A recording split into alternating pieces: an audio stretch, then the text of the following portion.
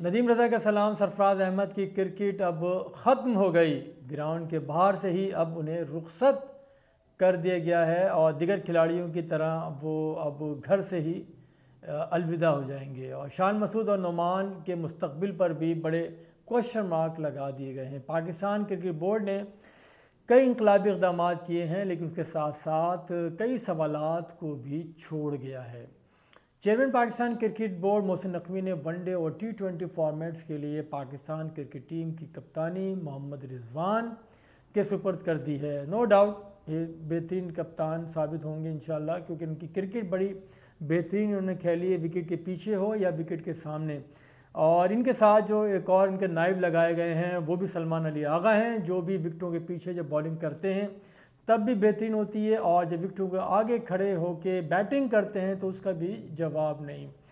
तो रिजवान ऑस्ट्रेलिया के मैचेस और जिम्बाब्वे के वनडे मैचेस के लिए दस्तयाब होंगे, लेकिन उन्हें जिम्बाब्वे में T20 मैचेस के दौरान आराम का मौका फराहम किया जाएगा। लाहौर में प्रेस कॉन्फ्रेंस के दौरान क्रिकेट बोर्ड ने सेंट्रल कॉन्ट्रैक्ट का भी ऐलान किया है। इसमें 25 कौमी क्रिकेटर्स को सेंट्रल कॉन्ट्रैक्ट्स की पेशकश की गई, जिसमें कई उभरते हुए भी नौजवान खिलाड़ी हैं। बाबर आजम मोहम्मद रिजवान को ए कैटेगरी में ही रखा गया है। शाहीन अफरीदी और नसीम शाह को बी कैटेगरी में शामिल कर लिया गया। और इस कॉन्ट्रैक्ट की हैरानकुन बात यह है कि शान मसूद जो जिन्हें बी कैटेगरी में रखा गया, लेकिन उनकी शमूलियत जो है वो कप्तानी से मशरूत की गई है। उनके ऊपर भी बड़ा क्वेश्चन हमने छोड़ दिया है। और इसी तरह से 5 इमर्जिंग क्रिकेटर्स को भी सेंट्रल कॉन्ट्रैक्ट्स दिया गया है और उन्हें भी मौका फराहम किया गया है। और इस तरह से अगर देखें हम कैटेगरी सी में अब्दुल्ला शफीक, शादाब खान, अबरार अहमद को शामिल कर लिया गया है। फिर सलमान आगा, सऊद शकील, हारिस और साइम अयूब और साइद खान को सेंट्रल कॉन्ट्रैक्ट की सी कैटेगरी में ही रखा गया है। इंग्लैंड के खिलाफ आखिर 2 टेस्ट में शानदार कारकर्दगी दिखाने वाले नुमान अली की शमूलियत भी फिटनेस से मशरूत रखी गई है। पीसीबी सेंट्रल कॉन्ट्रैक्ट 2024 और 25 में कई अहम खिलाड़ियों को बाहर कर दिया गया है। उनमें अब हम उसके ऊपर आते हैं। असल चीज़ जो है इनमें सरफराज अहमद, सरफहरिस्त, फिर और मोहम्मद नवाज़ भी हैं, फिर अमाद वसीम, उन्हें भी बाहर कर दिए गए। फ़हीम अशरफ, इफ्तिखार अहमद और एहसानुल्लाह को भी ड्रॉप कर दिया गया है। शाहनवाज धनी, मोहम्मद हारिस, हसन अली, उसामा मीर, फ़खर जमान और इमामुल हक भी कॉन्ट्रैक्ट हासिल करने में नाकाम रहे हैं। बात यह है कि सीरीज़ जीतना तो कोई मेरे ख्याल में मसला नहीं होता, लेकिन उसके लिए एक बड़े फ़ैसले करने के लिए हिम्मत दरकार होती है। जब बड़े फ़ैसले कर लिए जाएं तो उस पर फिर खड़ा रहना भी पड़ता है। तो ऐसे में जो क्रिकेट बोर्ड ने अभी जो इस वक्त जो फ़ैसले किए हैं वो इंतहाई इनकलाबी फ़ैसले उन्होंने किए। नो डाउट कई लोगों को बाहर भी कर दिया गया है और मुतादिद यानी नौजवानों को जो उभरते हुए इमर्जिंग जो क्रिकेटर्स हैं उनको मौका फराहम किया गया है, लेकिन वो हमेशा की तरह उस तरह से नहीं होना चाहिए था। और इस दफ़ा भी 12 कुछ उसी तरह से हरकतें हुई हैं और जिस तरह से क्रिकेटर्स हैं उनको शामिल किया गया है इसके अंदर या उनको बाहर निकाला गया है, तो उनके बारे में थोड़ा सा मेरे ख्याल में बता भी देना चाहिए था। हम जैसे सबसे पहले हम बात कर लेते हैं कि सरफराज अहमद की।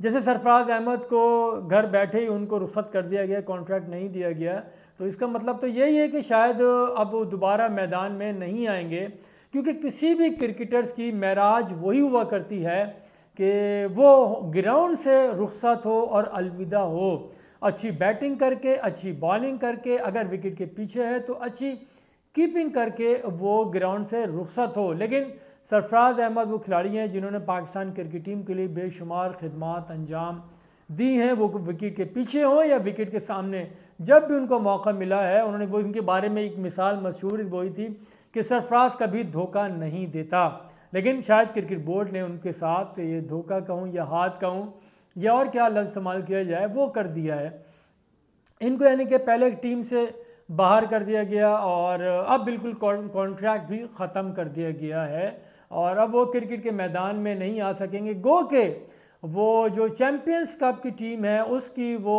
उसके मेंटोर हैं और उसको टीम को तैयार करा रहे हैं, वो सारी टीम खेल भी रही हैं, लेकिन 12 उसके अच्छे खासे पैसे मिल रहे हैं। लेकिन उसमें एक और बात ये भी है सरफराज अहमद की जानिब से भी, वो कभी भी टीम से बाहर हुए तो उन्होंने कभी भी किसी नाराज़गी का इजहार नहीं किया, ना ही बोर्ड के ऊपर, ना ही किसी क्रिकेटर के ऊपर। एक ये भी बात है, वो क्यों खामोश हैं, इससे सवाल तो बनता है।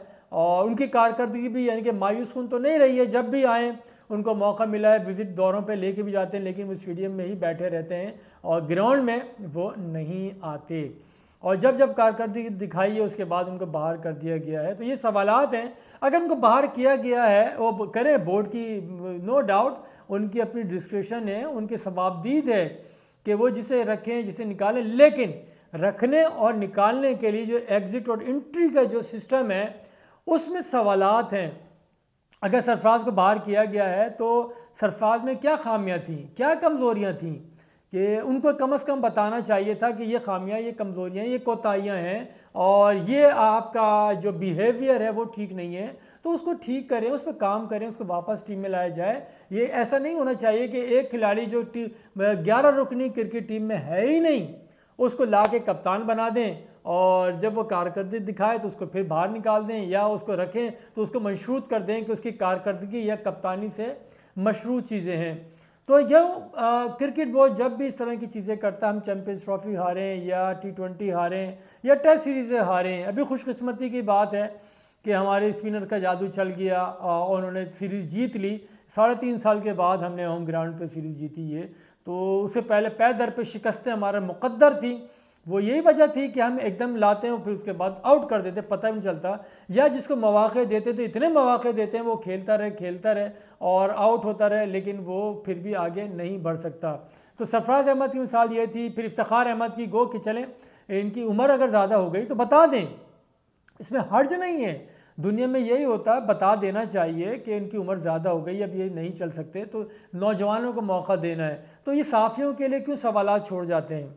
ऐसा सवालात नहीं छोड़ने चाहिए जिसका जवाब भी ना दे सकें। और ऐसा नहीं है कि जवाब वो बहुत सारे होते हैं, लेकिन उसमें हिम्मत चाहिए होती है, हिम्मत चाहिए होती है उसमें, करेज कि आप बताएं लोगों को कि इनको, इस खिलाड़ी को, इस बैट्समैन को, इस बॉलर को हमने इन वजूहात की बिना पर टीम से आउट किया है। नुमान की मिसाल ले लें, उन्होंने कारकर्दगी दिखाई लेकिन उनको फिर मशरूत कर दिया गया है। बहरहाल अभी जो टीम के दौरे आ रहे हैं, ऑस्ट्रेलिया, जिम्बाब्वे का जो दौरा है, अब इसे उम्मीद रखनी चाहिए कि जो फ़ैसला किया है इन्हें हमें जो एक और जो बात हमारे यहाँ होती रही थी कि डोमेस्टिक क्रिकेट का निज़ाम वो हमारा बिल्कुल ख़त्म हो चुका है। डिपार्टमेंटल जो क्रिकेट है उसको रिवाइव हमें उस तरह से हम अभी तक नहीं कर पाए हैं, और यही वजह है कि हमें इंतज़ार करना पड़ता है। बॉलर आउट हो जाता है तो नया आता है, उसमें टाइम लग जाता है। बैट्समैनों का भी यही है, अगर टीम चलती है तो एक ही बॉलर जितवाता है, अगर फिर टीम जीती है, बैट्समैनों की तरफ देखें तो वही 1 या 2 होते हैं। दीगर टीमों की तरफ अगर आप नज़र डालें तो एक लाइन लगी पड़ी है उनके पास। और बहरहाल ये एक डिसीजन था क्रिकेट बोर्ड का, उनकी अपनी सवाबदीद है, लेकिन कुछ सवालात हैं, कुछ साफ़ियों के लिए सवालात छोड़ जाते हैं, उतने नहीं छोड़ने चाहिए कि साफ़ी का काम है सवाल करना। और लेकिन जब साफ़ी भी प्रेस कॉन्फ्रेंस में भी सवालात वो करे जो मनपसंद हो, और तो वो फिर शक शुबहात वहाँ से जन्म लेते हैं। बहरहाल लेकिन ये डिसीजन ले लिए गए, नए खिलाड़ियों को इसमें टीम में जगह दी गई है। उम्मीद है कि वो कुछ कारकर्दगी का मुजाहरा भी करेंगे, जिससे टीम जो पै दर पे जो शिकस्तें थी के बारे एक मोरल तो इनका बूस्ट हुआ है। क्रिकेट टीम का 2 मुसलसल जो टेस्ट मैच जीते हैं इंग्लैंड के ख़िलाफ़, और उम्मीद की जानी चाहिए जो आने वाले दौरे, क्योंकि पाकिस्तान क्रिकेट की ये बहुत मुसलसल अभी क्रिकेट खेलनी है टीम को, उसमें इनके नताइज ही का इन्हिसार होगा, नताइज का पता चलेगा। ये जो कॉन्ट्रैक्ट जो नए दिए गए हैं और जिनसे लिए गए हैं, अगर वो कारकर्दगी दोबारा दिखा के टीम में वापस आ जाते हैं तो एक ये अच्छा और नेक शगुन साबित हो सकता है। तो बहुत शुक्रिया, खुदा हाफिज़।